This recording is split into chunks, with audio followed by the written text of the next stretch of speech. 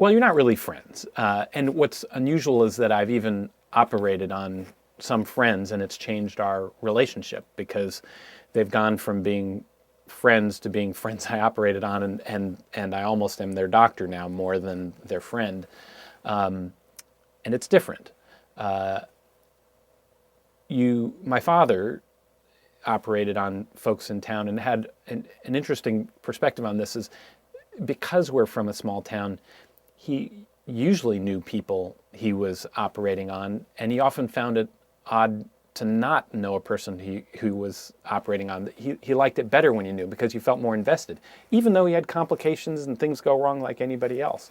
Whereas in a big city practice, I'm in Boston, I always end up thinking twice. One of my colleagues operated on his girlfriend's boyfriend. I mean, sorry, his daughter's boyfriend.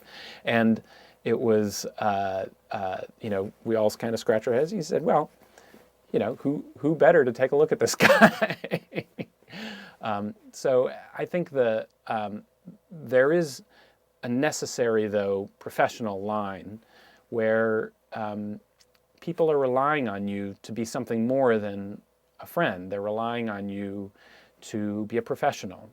And by being a professional, that means really thinking through how to do things optimally for them, give them their best chance, worked with other people as a team. And that goes beyond what friendship requires. It's just different. Well, in some ways it deepens it because you understand their issues. I'm a cancer surgeon. I do general surgery, but most of the patients I take care of are cancer patients. And it changes it in the sense that, well, let me put it this way. For example, I haven't ever operated on someone who's really my best friend, and I'm not sure I would do that. But folks who are friends, colleagues from work, for example, who are the same age as me, and we find, for example, that they're not sure what to call me anymore.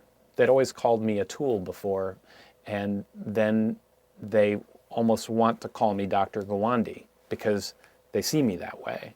And I would say to them, no, call me Atul. And it is that discomfort. You see them deciding, well, I won't call them anything. I'll just say hi. The friendship can become both deeper and yet a little more formal. We end up talking about, life and death and their fears. Will this cancer come back? Is often very high in their minds. Makes it hard to just talk about, boy, that movie Avatar was not that good, was it?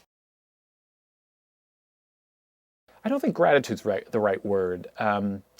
We're getting so good at doing what we do in medicine, not good enough, but when it goes well, there's enormous relief, but there's an expectation that, that's the way it should have gone.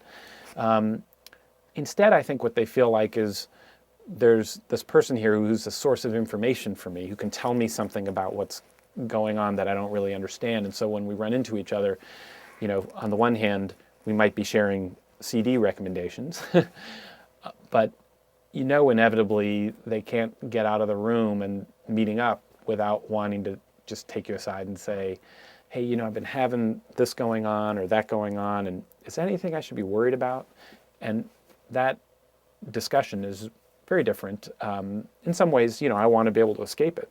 Let's just have a regular old friendship. But in other ways, it is special. I like that connection, being able to be helpful.